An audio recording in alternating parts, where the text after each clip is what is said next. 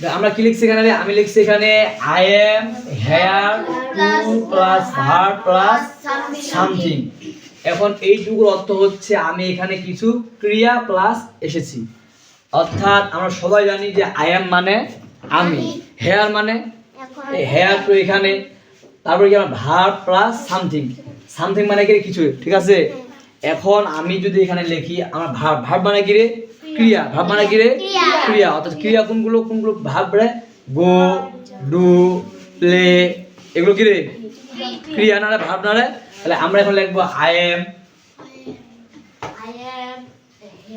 Hair hair two ইট something, কি রে? Something. তাহলে এখন বললাম I am here two it something.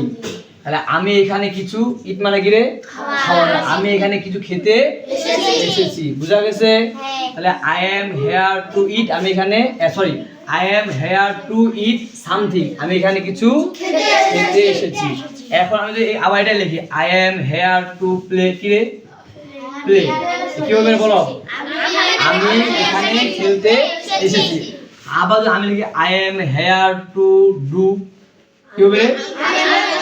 আমি এখানে কিছু করতে এসেছি।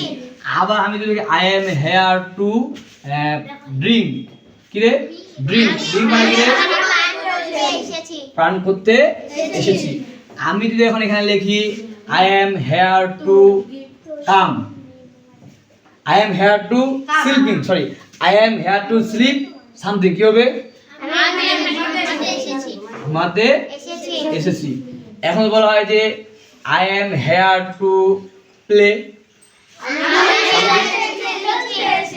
আমি বলছি I am here to play something, কি হবে?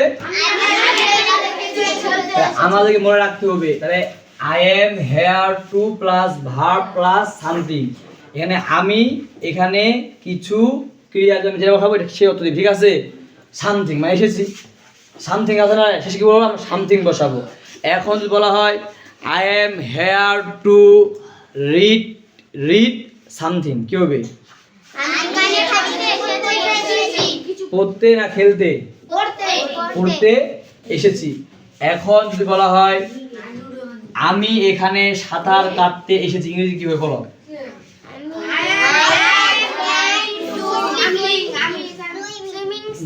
I am here to swim something, আমি এখানে সাঁতার আমি এখানে কিছু সাঁতার কাটতে এসেছি। এখন যদি বলা হয় যে আমি এখানে কিছু করতে এসেছি, I am here to do something. এখন যদি বলা হয় যে আমি এখানে কিছু লিখতে এসেছি, I am here two right something. এখন যদি বলা হয় আমি এখানে কিছু দেখতে এসেছি, I am here to look something. এখন যদি বলা হয় যে আমি এখানে কিছু বলতে এসেছি, I am here to talk something, আমি এখানে কিছু বলতে এসেছি। এখন যদি বলা হয় আমি এখানে কিছু দেখতে এসেছি, বললাম না, আমি এখানে ধরেন যে আমি এখানে করতে এসেছি, কি হবে? কিছু সামথিং। তাহলে ইনশাআল্লাহ এই যে আমরা আই এম হেয়ার দিয়ে বাক্য করতে পারবো না এখন? আচ্ছা, সহজ না কঠিন রে? ইংরেজি অনেক সহজ, বুঝতে হবে। তাহলে এই যে I am here to plus verb plus something দিয়ে আমরা ইনশাআল্লাহ বাক্য করতে পারবো না? আবার রিপিট করি আমরা। এখন যদি বলা হয় যে আমি এখানে কিছু পড়তে এসেছি, ইংরেজি কি হবে? I am here two